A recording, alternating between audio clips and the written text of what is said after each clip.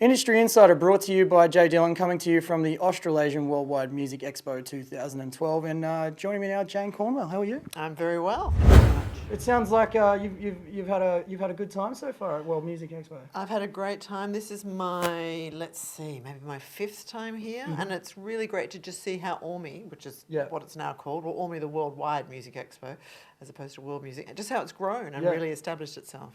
Yeah, it's I think this is my 3rd year now, and you're right. Every year it seems to get bigger and bigger, and the excitement keeps building. The quality of the acts, I think, has really improved. I have to say, and I think in terms of what the aims are, you can see how that certain delegates are booking certain acts, and it's really kind of coming to fruition, and you're just seeing what Simon's trying to do and how it's the ripple effects of it. Yeah, and they're getting bigger and bigger every year.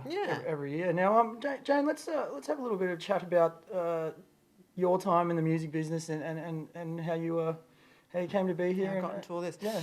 Okay, well, I'm from Melbourne, so I'm from this fantastic city, but I left Melbourne in about 1987, I think. Went to live in London, where I've been ever since, though I come back to Australia a couple of times a year. Try to make it brief. Worked at the Institute of Contemporary Arts for the early 90s as the press officer. So being a press officer there, I kind of got a good idea of what it's like to be a journalist. I got a very good grounding in arts practice, so that visual arts, cinema, theatre, all sorts. But music's always been my main love. So when I left the ICA, I started writing about music for the Sydney Morning Herald from Australia. It's kind of snowballed. Then I started working for Peter Gabriel's organisation, Real World, in about 1997. And from there, as people probably know, Peter Gabriel runs WOMAD. I've been very involved in WOMAD in terms of, either interviewing artists on stage or writing about WOMAD or working for Real World, which is the record company side of things, on their press releases and just general factotum, really, for Peter Gabriel's organisation. I'm now the world music critic for the Evening Standard, the London Evening Standard, so that's the biggest afternoon newspaper in London. I'm on the board of a world music magazine called Songlines, which I guess is probably the ultimate world music magazine in the world.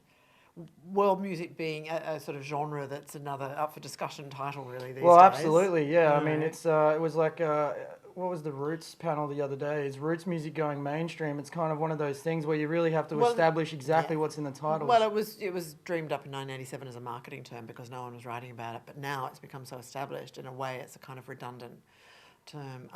So I do that. I write for The Guardian, the Times, The Telegraph. I'm a regular on a BBC radio program called World Roots, which is national, which talks about very much more rootsy, traditional world stuff, all sorts of things. I'm writing a book for HarperCollins at the moment, so yeah, and it's great to be back in my home city. And what's the book about? The book is about, it's about travel, world music, and men. Yep.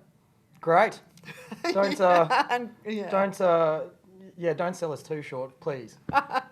I'm very kind. Okay, all right, that's fine.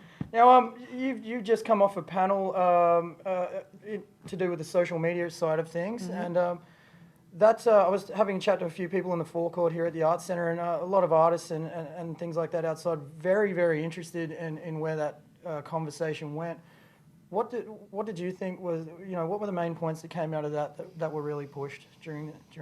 Well, I suppose it's just the changing nature of the business we're in terms of publicity and marketing. And I was there from a journalistic point of view, and I guess because I've been a publicist, I could kind of pitch in.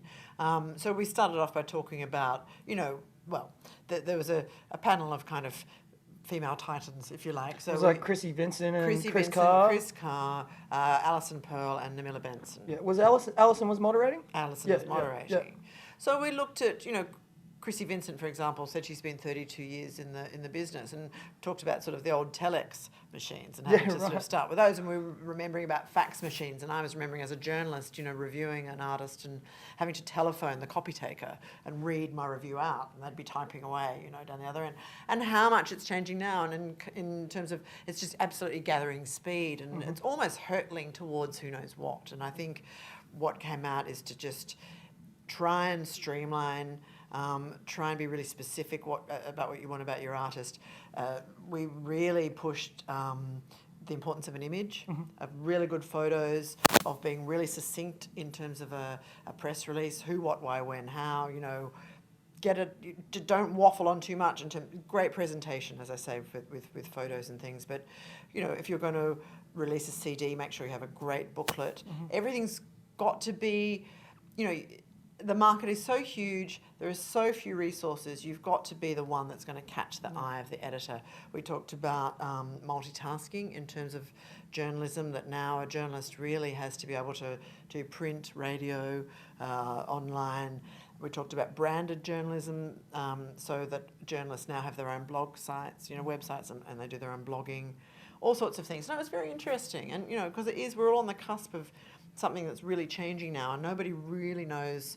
It's a little bit hold on to the sides and just see where we go. But in terms of, while we're holding on to the sides, we've got to be very specific and very streamlined, because we can't do it all, you know. Yeah, no, and it's it's pretty much no room for error anymore. I mean, it's the online social networking side of things is something that I believe was brought up in the conversation, as far as you know, Facebook going from essentially being a free service to now, you know, paying for advertising, that sort of things. Have you seen an immediate sort of damage path from that happening? I mean, it was only recently that they actually started getting paid advertising on there, and a lot of artists are really finding it hard to even just promote their gigs now. Well, it's interesting, because yesterday here at AWME I was talking to Caroline Logan, who has a PR company called, she does David Bridie's PR, David Bridie being a fabulous musician, has a foundation, Montauk Foundation.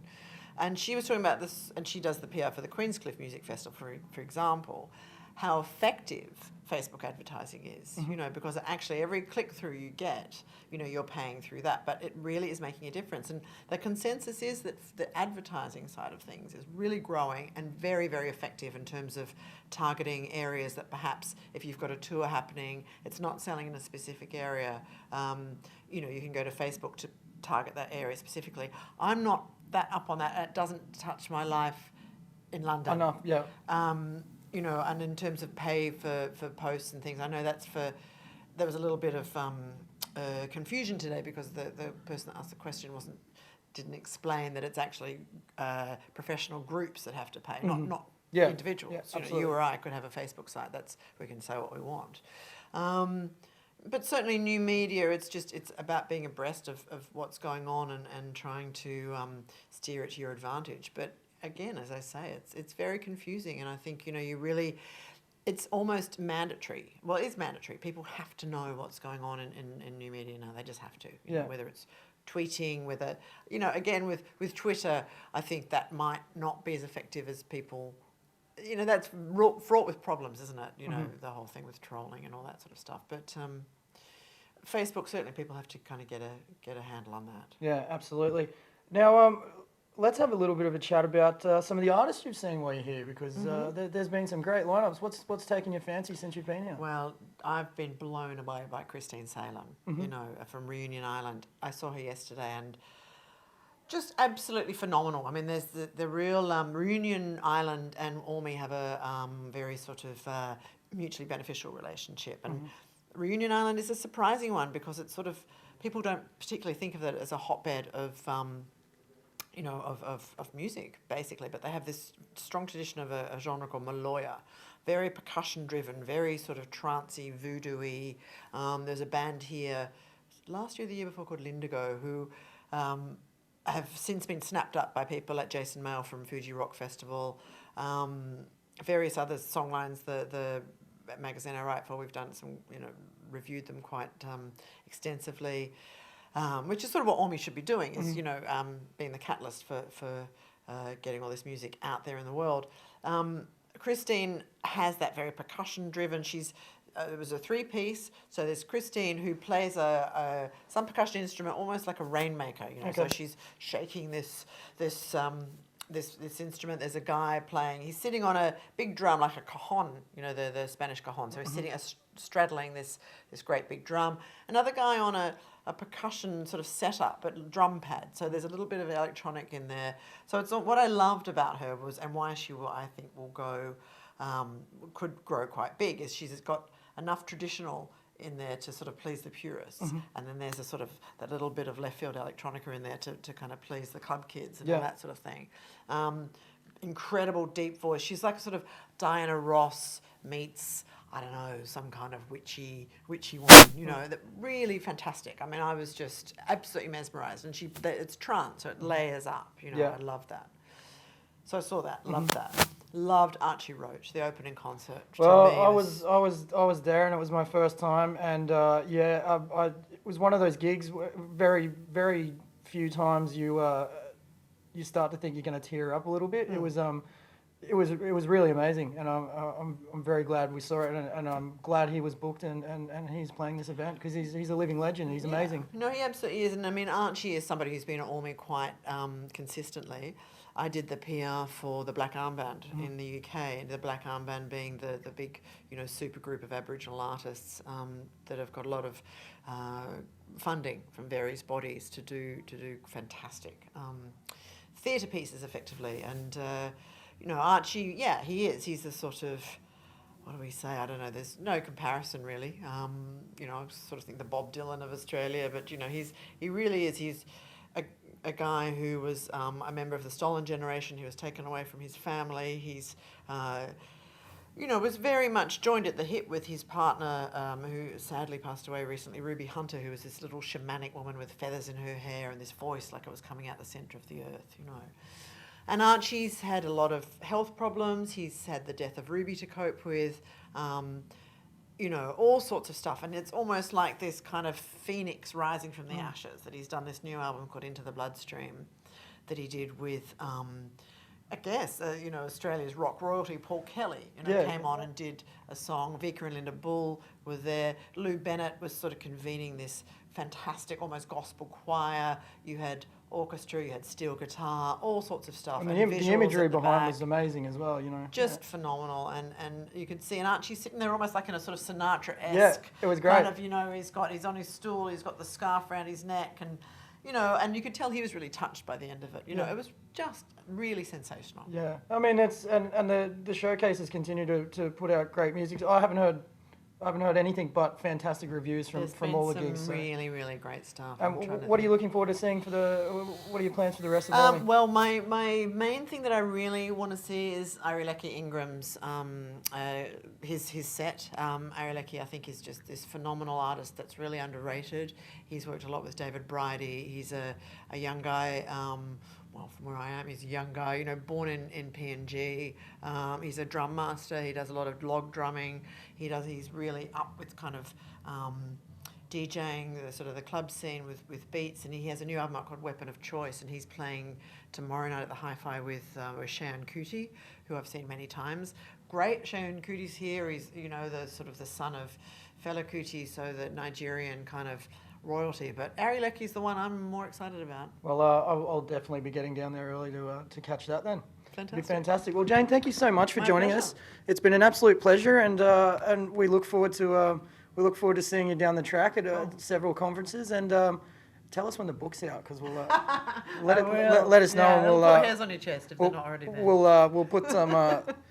Yeah, we'll put some time in, and I'll have a read of the book, and we'll come back and have a chat and see if you did stick to your word, and you're not going to bash the males too much. No, I love men. Oh, okay, all right. Jane Cornwell here at Australasian Worldwide Music Expo 2012 for Industry Insider.